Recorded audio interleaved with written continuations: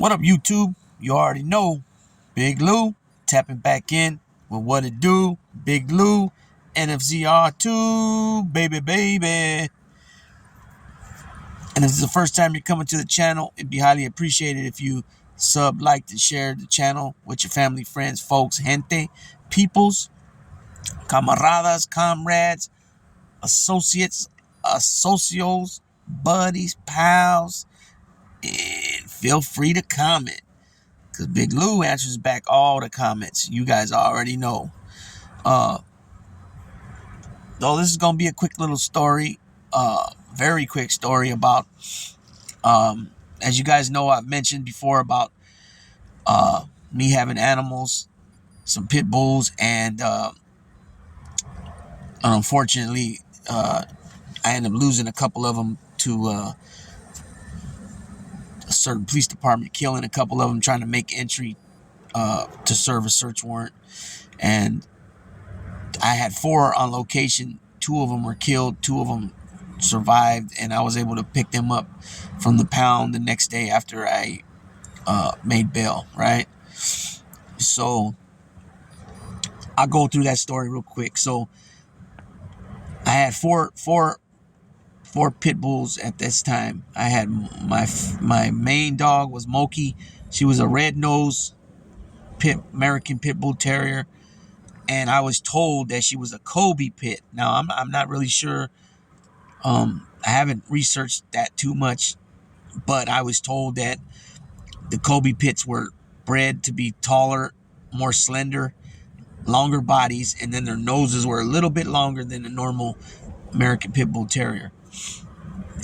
So I don't know how true that was, but she had all the markings like a pit bull on top of the head. And you know, if you touch the pit bull's head, they have that knot, that bump on the top of their head, but that the other dogs don't have. So, anyways, it doesn't matter. She was my number one, and she got killed, unfortunately. And my number 2 dog at that time I had a little brindle. His name was Funny. We called him Funny because he had a big head and a thick neck and thick chest, but he was kind of thin in the back. You know what I mean? And I wormed him and all that stuff. He just didn't. I think what it was is because he had injured his leg, and because that leg was injured, that was keeping him from putting weight on and building the muscle the right way. And we took him to the vet, and then what I was told is that somewhere he had injured his back leg. And when I told him where he was being kept at and how he used to get out, we determined that he was climbing the fence, a chain link fence, and he must have lost balance, control, and fell, and his leg got tangled up in there, and that messed up his leg. He would mostly always limp on 3, walk on 3 legs. The back, one of the back legs would barely even touch the ground. So, anyways, he was my number 2 dog. I had those first 2 that I told you that I already mentioned for the longest, compared to all the other ones, right? And so those 2 unfortunately got shot and killed by like I said, the PD. I did a story on it earlier in the channels. So if you guys haven't seen it, go back and check it out. It's when a so-called friend wears a wire. I did the video about a month and a half ago, I think it was. So anyways, those 2 animals were shot and killed, right? And dog number 3, who ends up becoming dog number 1, is Rojo. He was my red-nosed red devil that a friend of mine, shout out to Zach Williams, he gave it to me. And I'm glad, because originally he was giving me the biggest pup out of the litter. And at the last minute, he changed his mind and said he's going to give me the second biggest, which I was glad, because he ended up turning out markings, body style. He ended up being longer and taller than the pup he originally was going to give me. So that's why I say he ended up turning out better. So I had just got his ears done at this time when they get shot, when the other 2 dogs get shot. So luckily I was away from the other animals, because most likely he would have got shot too. And the reason I'm saying that is because vet's orders was keep them away from the other dogs because they can wrestle, and when they wrestle, perhaps the stitches can come out. So because of that reason, I had Moke used to stay in the house, but I had her on the porch that day. I tied her up on the porch that day so that she wouldn't go over there with them and play around and then perhaps mess up his stitches. And then Funny didn't even bother him. Funny wouldn't even go by him. And then I had Shorty. She was the fourth dog. She was a little red nose, ears cropped, very short. She was kind of like a pocket bully kind of in a sense. She was real small like that, probably 20 pounds, 25 pounds. She had to be about 25, 30 pounds tops. I don't think that heavy. And she was a short, stocky, and she was in the little kennel in the backyard. I had her in the backyard. She was in a kennel. So that's what happened. They end up coming, trying to serve a search warrant, and they kill my number one, Moki, my number two, Funny. Okay, so fast forward now. I just want to tell you guys what happened to the animals. By bringing them up now, hopefully it brings, some recollection from when I spoke about them a few weeks ago in the video, so-called Friend Where's a Wire. And then also I did a video on pit bulls. You guys can see the thumbnail. It's a litter of puppies. I brought them up in that video as well. Okay, so fast forward like maybe maybe about 5 or 6 months down the road. Okay. No, you know what? It might have been maybe a year down the road. We'll say anywhere from 8 months to a year later now. Fast forward. Rojo's full grown now. He's at that time when I first spoke about him, he was about 8 months old, 9 months old. Now fast forward 8 months to a year, and he's almost full grown. He's pushing 2 years old. Well, he's pushing 15 months to 19 months old now. Okay, so he's starting to fill in. He's probably weighing at this time about 75 pounds. So he's my main dog, and he mimicked the first two dogs that I told you, Moki and Funny. He mimicked them. He had their, I had him on command, watch him, sick him, get him. And then when get him meant get him, right? Rush upon him.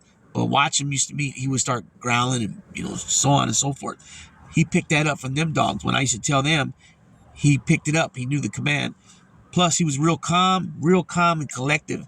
You know what I'm saying? Real calm and cool. He didn't have his temperament was really well rounded. He wasn't one of those pit bulls. Like even my son, he's almost 19 years old now. When he was like 3 years old, I used to let him walk him. He would hold the leash and everything, and that dog would not pull. That's what you want your pit bull doing. You want all your dog like that, but for sure your pit bull, you don't want your pit bull to walk you. You know what I'm saying? And that's what happens a lot nowadays. Ever since I can remember. And so anyways, I'm starting to get sick. So anyways, I decided to bring Rojo in the house, and I put him in the washroom. Okay. At this time, I have three pits, right? I got 3. I got Rojo still. Now he's, like I said, he's pushing towards maturity. I got Shorty still. She's probably about between 2.5, 3 years old now. And then I got this big male that I kind of like sheltered him. I found him, and somebody gave him to me, but they were gonna just dump him. So I took him in, and he was very mannered too, very calm. But he was another male. That's the only thing. And so what I used to do is I used to let Rojo run the yard, the whole entire yard, front and back. I used to let him run and Shorty, and then that male I used to have him in a kennel. That kennel was about 10 feet long by 6 feet wide, and then 6 foot high. So he used to go in there, and then every probably once or twice a week I'd put Rojo inside, and then I let him run around the whole yard. So I ended up doing that this morning. And he runs around with Shorty. They get along. And then Rojo, that's his domain. But so I decided to do that this morning, right? And it's morning time. And we kicked it. I mean, I was up all night, right? Now it's time to go to sleep. And I was kicking it with, I think I was getting tattooed on and stuff. The homie Moses was there. And he was staying with me while he was tattooing on me, right? And what happened was we were outside till about, I don't know, man. We ended up, after doing some tattooing, so as we had I had a couple trailers on my property, right?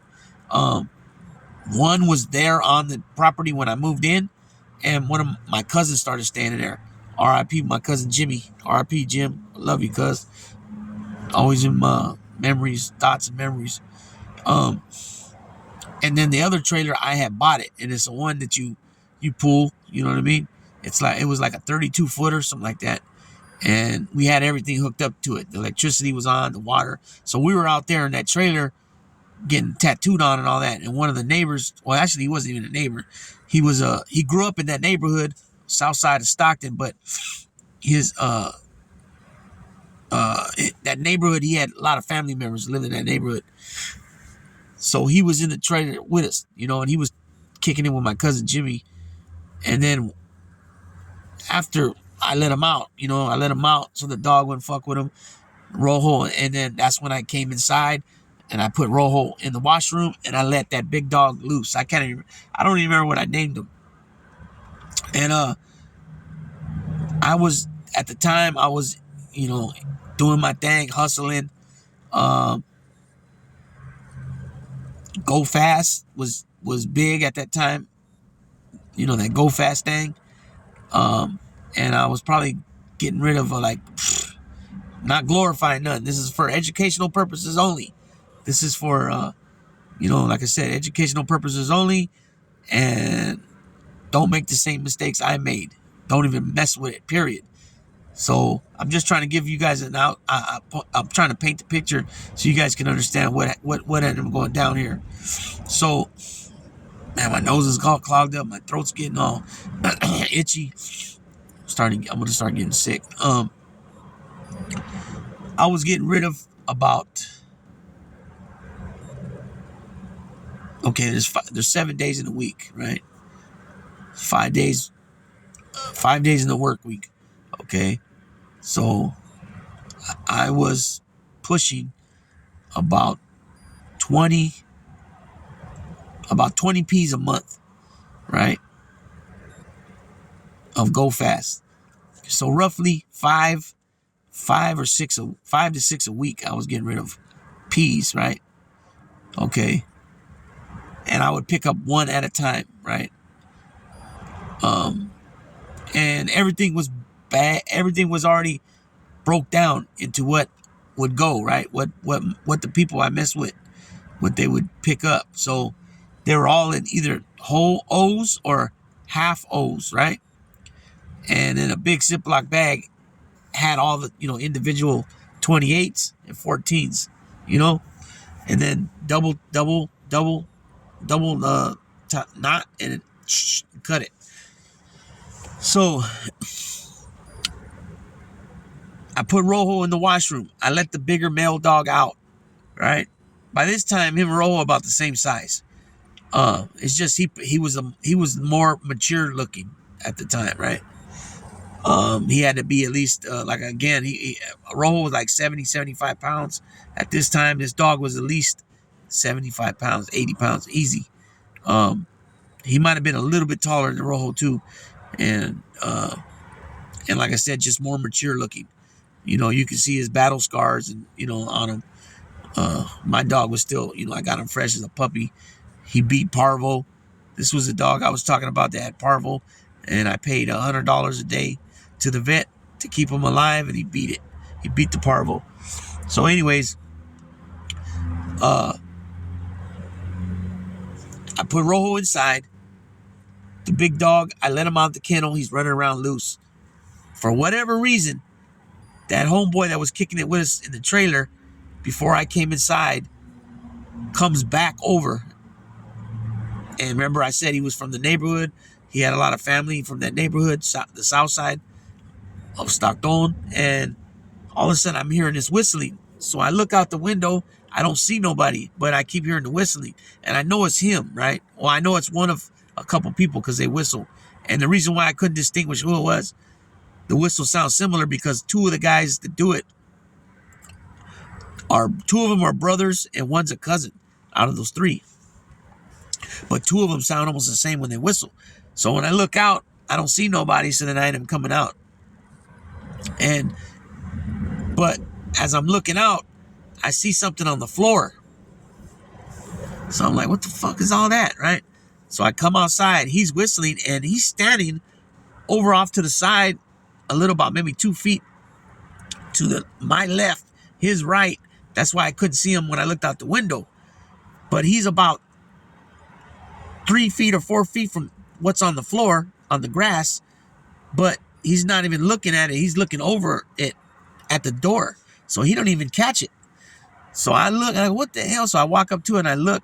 This fucking dog, man, the big male that I had, he ended up going to my stash spot and unburying my clavo, right? Clavo means your stash.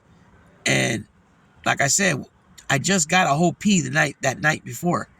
And only thing was missing out of it was probably a quarter or a half a O. 7 or 14 G's, that's it, was missing out of there. I had everything else was bagged and ready to go for the next day on operation when, when open hours were going. And this motherfucker, I had a PVC pipe in the ground, probably about 12 inches deep, right? PVC pipe I had a cap on the top, you know what I mean?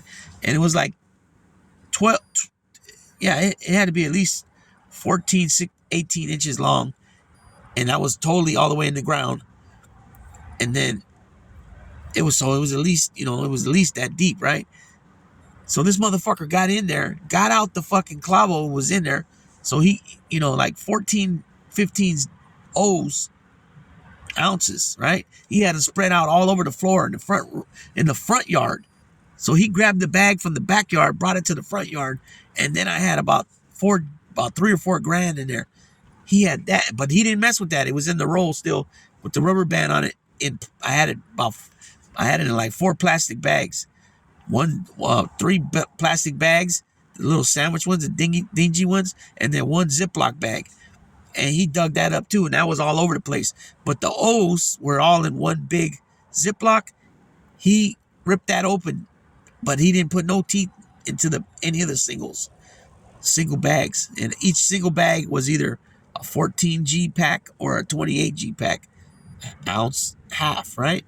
And he didn't mess with none of that. But just imagine if I didn't wake up, or if I already had fell asleep when that dude whistled, or I decided to ignore it thinking it was some knock or somebody I didn't want to be bothered with. Who knows what that dog would have did with that stuff, and who knows what else could have happened. You know what I'm saying? So it's just a little funny story what happened. But keep in mind, people, I don't glorify that shit. Slanging, do what you got to do and hustling.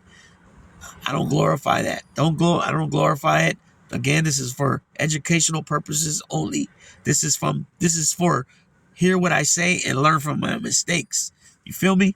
So with that being said, Big Lou's gonna tap on out with What It Do with Big Lou, NFZR2, baby.